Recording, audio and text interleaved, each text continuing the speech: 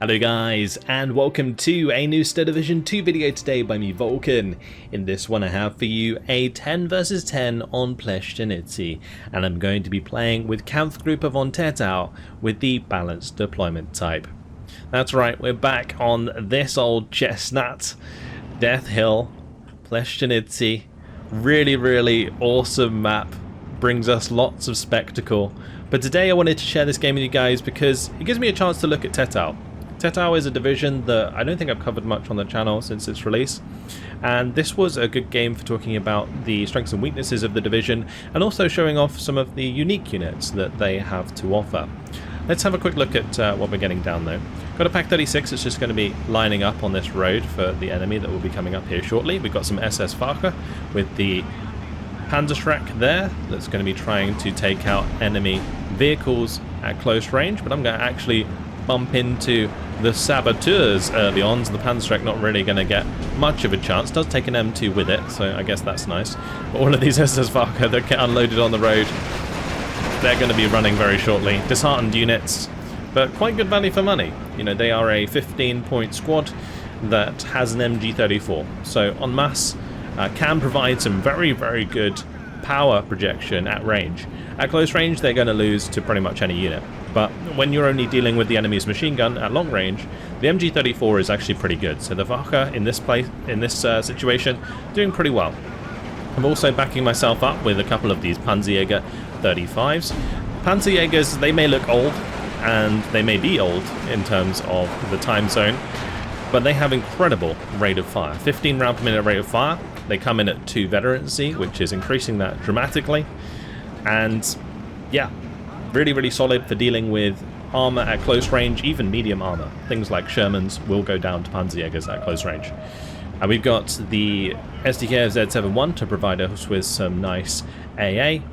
And I'm also going to be following up with some B2s, which we're going to be rolling in from the spawn early on. These are only 15 points apiece. They have 70mm of penetration and 80mm of frontal armor, which is the primary reason to use these. That amount of armor for that little cost is exceptional. The only trouble is they are incredibly slow, so make sure you bring them in early on if you are going to use them. But otherwise a really fantastic support unit. Now the M5s here are unfortunately getting the better of my Wache. They're not going to be able to sit there and take that because they don't have any AT. So they're just going to have to keep falling back whenever they get spotted. Meanwhile, bringing in the Ersatz MG. And you might notice that Tettau early on, it kind of looks bad in a sense that it relies on a lot of, well, the way that I've built it personally, is it relies a lot on disheartened units, cheap units early on.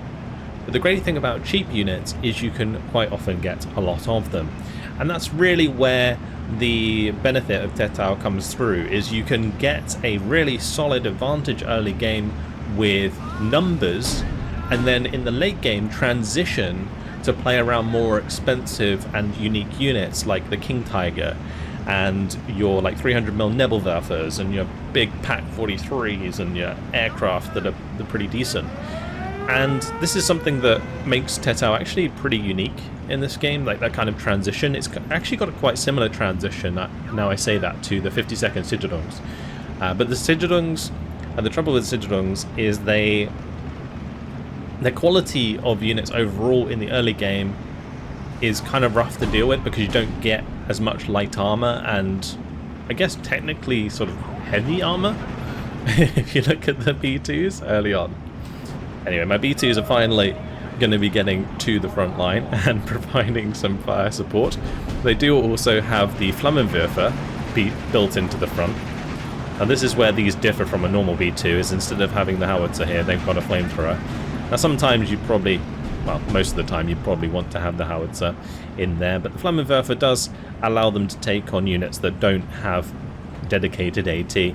Like these Forcemen, for example. Now this is a 35-point infantry squad, and a 15-point Flammpanzer B2 will beat them at close range. So that's where you're going to find value out of these flame tanks. You will of course have to be worried about the Forcemen that do have a bazooka though, because that's going to go straight through your B2's armor. My Wache still trying to hold position while I bring up Scharfschütze. bringing up a Pak 36 here to cover the road a little bit more. But you can see these M5s are going to be peeking forwards. My B2's going to come round and try and head them off. Now the 70mm of penetration that the Stuarts have is not going to be enough to penetrate the front armour of a B2, so they're going to be having a bad time. In this case, side shot, just by the way that I'm microing them. As soon as they show front armour, just going to be bouncing for days, and those M5s will slowly but surely be picked apart by the 70 penetration into their 55mm of frontal armour. All the while we are being supported by some radio mortars. We've got McShab here with a couple, we've got Genjeft with a couple. Make sure to go check out Genjeft's channel, by the way. He does do his own content on Steel Division 2, so definitely worth checking out. The Flammpanzer V2 is now coming into play. Unfortunately, one did go down to the low percentage penetration chance of the Stuart, but managing to beat back the rest, and now the Forceman here not able to really do anything in the face of the Flammpanzer V2, the almighty V2. It used to be one of my favourite vehicles to use, particularly in Steel Division Normandy 44. When Steel Division 2 came around, though, it quickly got replaced by the T-34-76, which I just think is, you know, in terms of Steel Division 2, is like the iconic tank, because we're playing on the Eastern Front Bagration, big old tank engagements with numerous T-34-76s. It doesn't really get more epic than that. However, this engagement definitely somewhat matching up so far with the charge of the B2s. You gotta love it. That's MG trying to do its best to get damage down. The nice thing about the Ersatz MGs is they have the power of a normal MG at the 1,250 meter range, but they cost less because they're disheartened. And the nice thing about the disheartened trait is when they get fully pinned, they automatically fall back, so you don't have to babysit them in order to make sure they stay alive, and that's also a pretty handy thing to do. Same reason that these like Vaka are actually kind of useful, and disheartened infantry have their own place in Steel Division 2. That disheartened trait for newer players might look like a disadvantage, but honestly it can be an advantage, because your units will constantly try and push back forwards automatically without you having to micro them. Anyway, now we are moving into the point where I'm bringing in the SS Junker. Now this is a complete change in quality when it comes to the units early on. These SS Junker, they have FG42s, 2 MG42s, really exceptional squads. Also going to be bringing in the Ausbilder, which is the leader unit that goes with them. The teacher and the students are going to be heading forwards and trying to take on the Forcemen and Strelki and Paras. The SS Junker at this range, exceptional, because they have the 600 meter range FG42 that matches the 750 meters range of the MG42. Well, it doesn't quite match it, but you can see how the ranges are relatively similar across their entire payload, which means when they come up at close range, or at 500 meter range, they just put down so much DPS. Pak 36, proving why it's such a cost-efficient AT gun here on the right-hand side. Just popped a heat rocket into the ISU 122 or 152. This heat here on the Pak 36, really useful. 750 meter range. It's very similar to a Pupschen. It's really good value for money that you can get out of those, and that just proving it right there. Okay, more Ersatz MGs coming up to support the push. And the nice thing that you might have noticed about how I've managed this is I've thrown all of my cheaper stuff into the meat grinder. I've whittled down my opponent's more elite forces, and then now that theirs are weakened, I'm bringing in my own elite forces to capitalize. And it's a really strong strategy, particularly in team games, because quite often people will invest into some of their better units early on, and then their sort of worse units second. And this, by doing it this way around, you kind of whittle down their better units, and then you can take advantage with your own. SS Junker trying to get the shots onto the Saboteur there just to finish it off. These two didn't do so well just because I put them into buildings where they're being fired at by like 5 different squads at the same time. Obviously not ideal. But the B2 able to come in here, pop down the Flammenwerfer. Look at that. You love to see it. Surrenders the AB para. Now that one AB para surrender pays off both of those B2s. That is how epic they are. Now we've got the Ausblader helping pin down the Straki SVT that's in a very, very tough spot. Going to be able to surrender them as well. Forcemen not able to do anything against the B2. Going to be forced back as the Junker is putting down so much damage. Chaff shoots on the right hand side, providing plenty of shots on target here. This was actually doing really, really well. Usually these one-man sniper squads, you don't want to let them fire because they often get themselves killed, but in this case it was able to get quite a lot of shots off without taking any damage itself. But BTs still pushing forwards, still finding value continuously, and here comes Chinjeff with his wall of Ersatztruppen as if my wall, or as if my SS Barker wasn't enough. I love zooming in and watching the swarms of infantry push forwards. It's just so epic. They're all now pushing into the backside of this town under fire. The boy to Stalin leading the charge from McShab. A beautiful, beautiful hill push coming through. We've also got Festungsgrenz from Grimguy. These guys equipped with labels. Certainly scraping the barrel there. Also going to be bringing up my own Festungsgrenadier as we now move into phase B. Feldjäger also going to be following those up. Feldjäger are actually pretty cool units. The issue I find with Feldjäger is that they don't really have enough availability. Quite often they're somewhat wasted points in a deck. The nice thing about Tettau is their support tab in the deck is not actually costing you many points to add units into. So the Feldjäger aren't costing you so much in activation points in this particular deck, and they support the high strength disheartened units very well. So that's why I'm bringing in the Feldjäger here. The Flammen going to be popping down some 300mm rockets onto the left side of the town here. Not a fun place to be for the enemy, as that absolutely demolishes any and all cover. Unfortunately clipping one of my SS Junker on the edge there though. Finding the Saperi Komrati on the backside here, really, really good for us. Going to take away some of the extra veterancy potentially from these infantry. A lot of these horsemen though, 2 vet by default. In this case, not going to matter as they come under fire from so many rifles all at the same time. You can see that it doesn't matter how strong an infantry unit is, if they're pinned down, they're not going to be dealing any DPS. My Feldjäger is out of the pack right now, chilling in their Kubels. But here comes the swarm. It is the Panzer 35Rs. Oh yes. Quality is getting much better as we continue.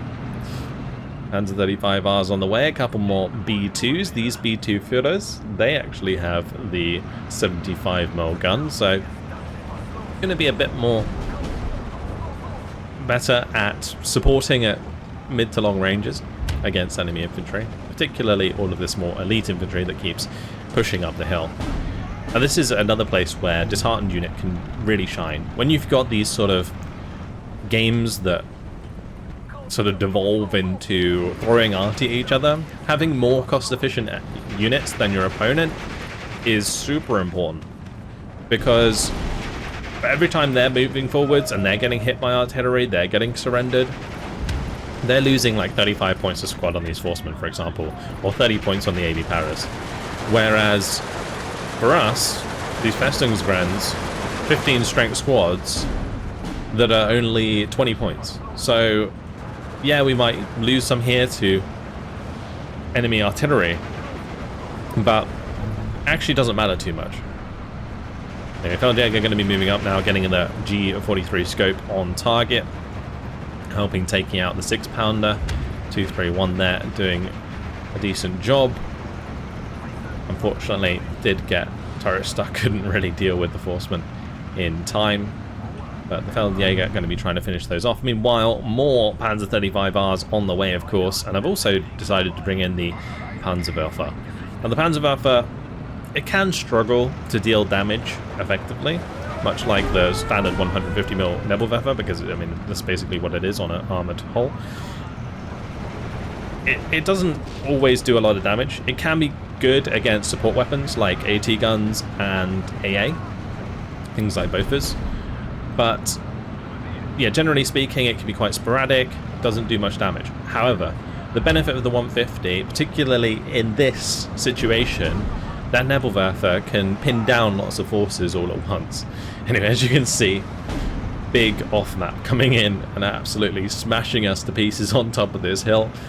This hill, there's a reason I call it Death Hill, because off-map always finds a way to absolutely crush people's dreams here and crush people's soldiers, as you can see that our entire front has pretty much been demolished and forced back through the town once again, but we can do the same to them. We have McShab here with the 280mm Werflammens, and he's going to be raining hell onto the Strafniki and Forcemen.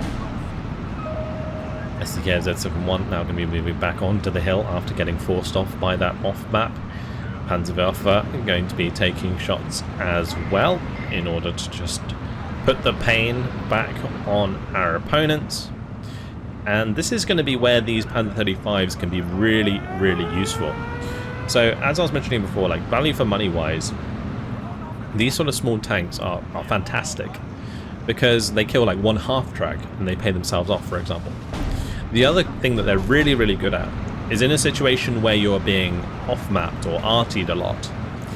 These tanks don't take as much suppression as something that's not armoured, like infantry. So they can sit and hold positions on a hill under fire of artillery for much longer. And that can be really, really helpful. And just as I was saying about value for money on infantry pushing up this hill, the Ersatztruppe and Festungsgrenz versus Forcemen and Navy Paras in this case, having 10-point tanks that are even cheaper than these infantry to do the same thing is just as good. So the B2 here, able to get nice amount of damage down as well. These aren't expensive either, 30 points apiece, putting down MG fire, main guns chipping away at the health of these units, and that's all I really need them to do. Another Panzerwerfer on the way. Jeff pointing out there that his Sturmtiger is actually faster than my poor Panzer 35s with a max speed of 20 kilometers per hour. You gotta love it. Yeah, well there we go. The Panzer B2 paid itself off, killed the Forceman BAL. Another one here, potentially going to finish off a Forceman squad. Now of course these B2s might not have done the entirety of the amount of damage there, but regardless, still securing those kills. So Panzer 35s on the way. We have some SS Landsturm Aufklärer on the way. Really nice infantry squad, by the way, because it has a decent number of men. I actually do quite like high strength infantry squads that are recon, because it just makes them way more resilient. And particularly in sort of scary situations, say if I was to put it on the edge of this hill, this is going to be an area that gets artied a lot, but because they have 9 men in the squad, they're going to survive it a lot longer, provide information for a lot longer, and that can be very, very handy in a long game. And in more Festungsgrenz going to be arriving alongside the Panzer 35s, and now we're going to be seeing Grimguy bring in his big off-map here. That is the 164 mil. There you go. Off-map. The Festungsgrenz, or the Festungsdunkirchen, they get so many different off-map, it's crazy. Anyway, the 300mm artillery, or 280mm rockets, going to be coming down first on this area, absolutely burning up this forest. And I get asked quite often, does artillery, does like attacking forests like this with artillery take away the cover? It doesn't. But it certainly looks crazy as it gets burned up like this. Oh, now we've got rockets coming over from our opponents, smashing in the opposite direction.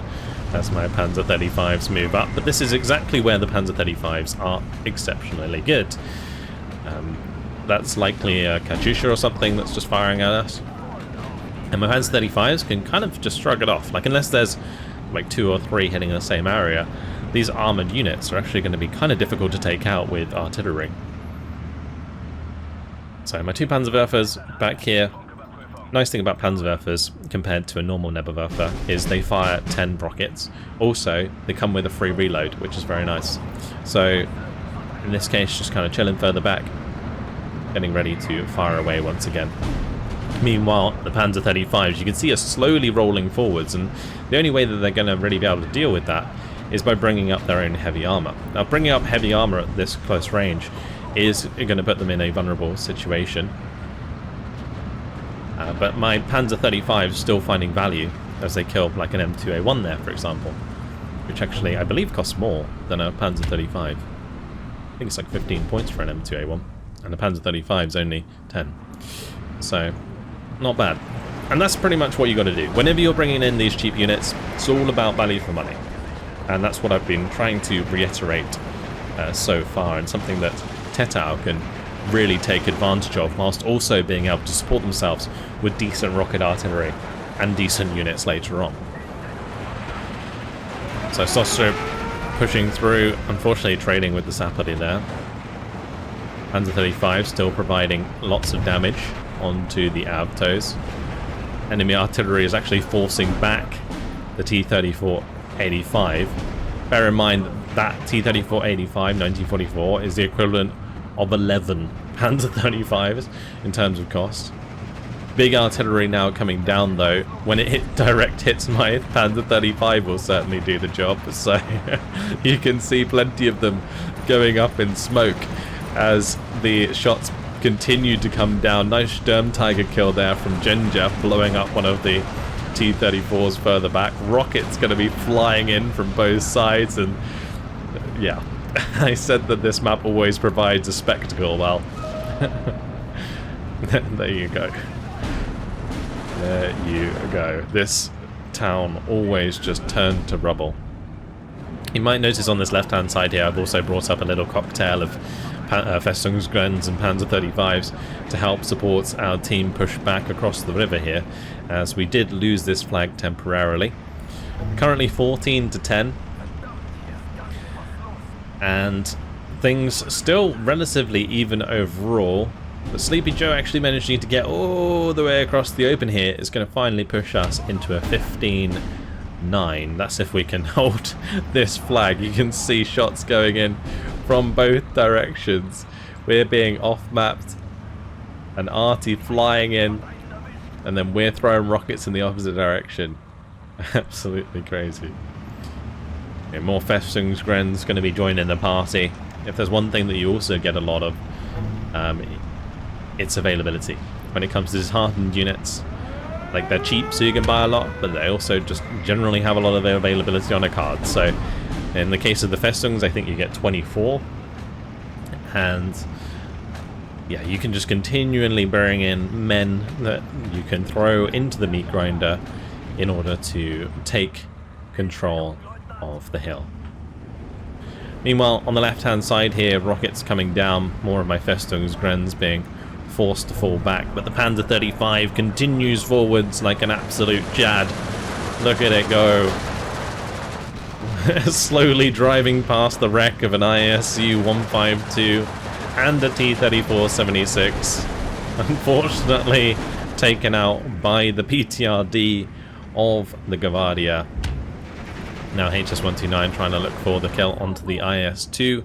Fortunately in the front armor that's not going to be terribly effective, because those IS-2s do have 180mm of frontal armor. One of my Panzer 35s going down. We've actually got to the, I think it was the last one on the hill.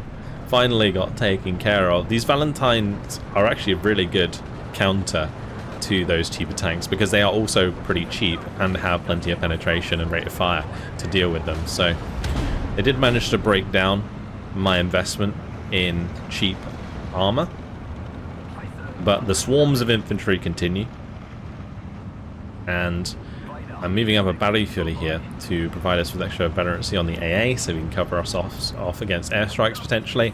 Well, there hasn't really been much airplay so far, but what there has been plenty of is rocket artillery, and we're going to be only adding to that as I now bring in my Nebelwerfer 300mm.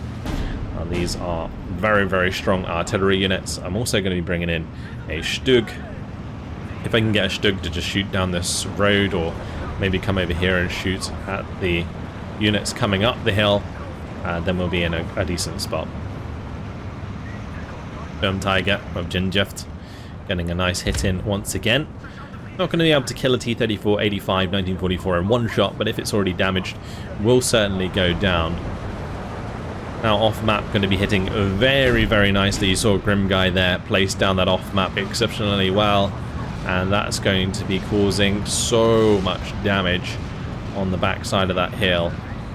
More units are getting ready to push up already though, so the meat grinder continues on both sides. Smoke piles everywhere as all of the wrecks of these vehicles continue to grow in number. BA-10M going down there, a poor B2. We got the Stug actually quite far up. T-34's on the enemy side. Just so much carnage. Festungs continuing to make a push, following up on the brave Panzer 35, are actually slowly but surely making pressure on the left-hand side. Sleepy Joe's actually managing to hold on to this flag in the center here. Also, this one being pushed on by Val. This is very, very nice. On the right-hand side, Spicy holding on to this flag. All in all, we're at a 17-7.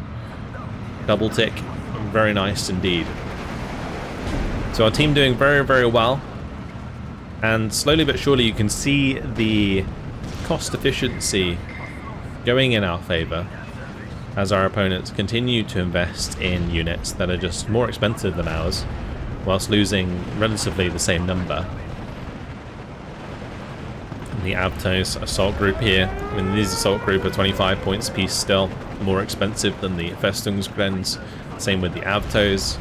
And just because of sheer numbers, you can see the Avtos just can't get down their DPS before they get pinned themselves. And that's a real problem that they're having to deal with. Overwhelming them in numbers. Sturmtiger still blasting away on the left side of the town. But we are holding onto this flag, and that's pretty much what this entire push and pull is about on this hill, is holding on to this one flag here. Or in the enemy terms, they want to grab this flag. But we currently do have the advantage in this one. Bookshab going to be putting down some more rockets. I'm looking to do the same. So these rockets hitting very, very nicely. The M4A1's going down further back there. Beautiful rocket strike. T-34's also being damaged a little bit. Now, my rocket's going to be coming in as well. Panzerwerfer's firing away. Nebelwerfer following up onto the backside of the hill. Hoping to maybe hit the T-34s here. Did manage to hit the Valentine, so that was fantastic. Strauki taking the pain. And whilst the T-34-85s I don't think were killed, pretty successful strike there that's likely making those T-34s fall back for the time being. Meanwhile, my Stug's just kind of sat back here, the one that I brought in earlier, able to just look down this road as more rockets fly in, this time from the left side. That's going to be a Katyusha all the way back there from Saethor. Sturmtiger going to be blasting away into the tree line. Just support from both sides being thrown into this hill. Thankfully our team was making great progress. These two flags on the right hand side fully secured. On the left hand side, the Festungsgrens are still pushing forwards.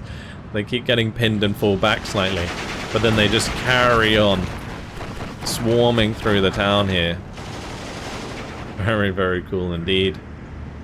These Festungs continuing to put pressure on this flag, and yes, it does go back and forth every now and then, but as long as we can keep above the 15 flags, or 15, well, above the 14 flags I guess, so that we are on a double tick, that's all we really want, so that we can get the victory. So another Nebelwerfer on the way. You can see that I've got both of these here on the backside now. Also moving over these Panzerwerfers to take advantage of the Mortier munition truck. You can see that the enemy counter battery is coming in exactly where my Nebelwerfer was sitting. So it was just as well that I moved that. ISU 152 going down to the Porsche Tiger and the Elephant here up on the hill. Nice combination from the 20th Panzer Grenadier. Pretty cool unit for sure, since it's a commander that has some serious firepower. But the piles of smoke continue to grow in the center. The shells continue to come down. The reinforcements are constant. We're getting to a position where we can maybe cut off the reinforcements from the edge of the hill. It's always going to be quite difficult though. Finally, I'm going to be bringing in the HE-219s.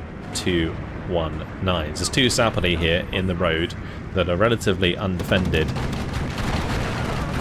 And my HE-219s, exceptionally fast, come with 4 ventral 20 mils that absolutely delete infantry and support weapons. Very, very cool aircraft, unique to Kampfgruppe from Tettau. There are similar aircraft for other divisions in the game, but in this case, those super fast night fighters, very, very effective at strafing. My artillery coming in there, hitting the road perfectly as more reinforcements come in. The off-map is just continuous on the far side there. We're also going to be dropping some good rockets onto this flag in order to push them off that, as my Festungs are just ping-ponging backwards and forwards as they get pinned down. Which I'm also going to be putting some more rockets on the same location. Just I don't know what else words to describe this anymore, but it's just lunacy, as it's just constant artillery, rockets, both sides investing everything they have to try and secure the hill, and you've got this sort of like no man's land that constantly forms as both sides throw down so much artillery. It's wild. You've got like this line versus their line, and then everything in the middle just gets deleted. It's just crazy. And with another shot coming down there from that big off map, we're finally going to grab that flag back in our favor. 3 minutes 40 seconds left on the clock. My Panzerwerfers are going to be moving back into position after getting reloaded from the Mortier munition truck. On the left side, the Festungs still trying to complete their attack move orders that I made a long time ago. Just making them attack move into this tree line, constantly push through the town, make sure they hold on to that for us. In the middle, things have completely switched back in the opposite direction as the opposing team realized the salient that was there and counteracted it. Now T-34 is putting on a lot of pressure against stuff, but since we're holding this flag on the left, the flag on the right, and the flag opposite on the hill, that's still a 15-9. That's all we need to maintain the double tick and finish the game in 2 minutes and 50 seconds. All the while though, we can still put down more rockets, and more rockets are go as we now target the far hill in order to take care of some of their support weapons and tanks that they were trying to hide in these positions and provide fire onto this location. And now we've managed to get them almost completely off the hill, and we can cover off on the far side of this bridge. It's going to be exceptionally difficult for them to get back up here. Best way for them to do so is really to just drive down this road, unload, walk across here, but we've got a lot of infantry counteracting that as well. So artillery doing its job. Counter battery still coming in on this location, so do need to be a bit careful of that. They're trying their best to shut down these rockets, but rockets are really, really difficult to counter if your opponents are pretty good on moving them after they fire. So again, yeah, Nebelwerfer fired, incoming like counter battery, but the Nebelwerfer is already well away thanks to the Mortier picking it up again. So Stug I'm going to now be rolling up to the edge of the hill. Potentially not a good idea because there are units that are better than the Stug that can engage it at max range. For example, this ISU 152 can shoot the Stugs from 1,000 or from 2,000 meter range, and the Stug can't really fire back. Also, there's this 3 on the left-hand side there, potential for side shots, so that's also an issue. Another problem that can occur, particularly with sort of self-propelled units like the Stug, is they struggle to aim. So neither of these firing, because they're trying to face their front armor at both of these units at the same time. So they kind of set their armor in the middle of the two, and therefore they can't really align their gun at the same time. It's one thing you do have to be pretty careful of. Now my Panzerwerfers and stuff almost getting caught out because of counter battery over here. But Nebelwerfer waiting and ready on return fire to fire the perfect strike. What I'm kind of waiting for here is any reinforcements to come down the road and try and get across the bridge, and then I can just let it fire. In this case, I see the leader there on the bridge. I'm going to just try and get rid of that so that the airborne units here can also be surrendered. Then we can just charge forwards the Festungsgrenadiers and win that engagement. So that was the plan there. Panzerwerfers trying to get back into position. But at this point, it's pretty futile for our opponents as they continue to try and put wave upon wave on the hill. On the right-hand side, Spicy still doing a good job of holding this flag with his Hungarian infantry. The rockets being targeted once again. Continue to cut off reinforcements. Big rockets coming down onto this infantry push as well. Now we've got shots coming across from the Valentine, or sorry, from the Elephant, onto this road, so even transport's getting picked off. Imagine you're approaching this hill. You're told, you know what, we need this hill, keep going. Would you go? I don't know if I would, but regardless, it's been an incredible game that hopefully you guys have enjoyed. We are going to see the HE-219s coming in again at the end here, proving their dominance in the air, as I managed to shoot down an enemy aircraft, I believe, with that. You see this one on the backside, sweeping across, but with that beautiful view, and the hill destroyed in the distance. 37 minutes, 37 seconds is going to be the victory for our team. And I ended up with 1,860 kills to 1,355 losses. So you can see that we did lose quite a lot of units, but we're always trading up in those situations. Sleepy Joe actually did a fantastic job pushing across the middle. And M here, I believe, was helping on the left in the end. Managed to get quite a decent amount of kills. But majority of my units are like the cheap ones, SS Vaka, Panzerjägers, B2s. The Junkers are good, of course, and the Panzerwerfers, but the majority of the units that I pushed through with this game, Festungsgrens supported by rocket artillery, and then the ME-219s here coming in for the strafing runs as well. These aircraft are really, really cool. Definitely make good use of those if there's not much AA. Really, really fun game. Hope you guys enjoyed it. Thank you very much for watching, and I'll see you in the next one. Goodbye.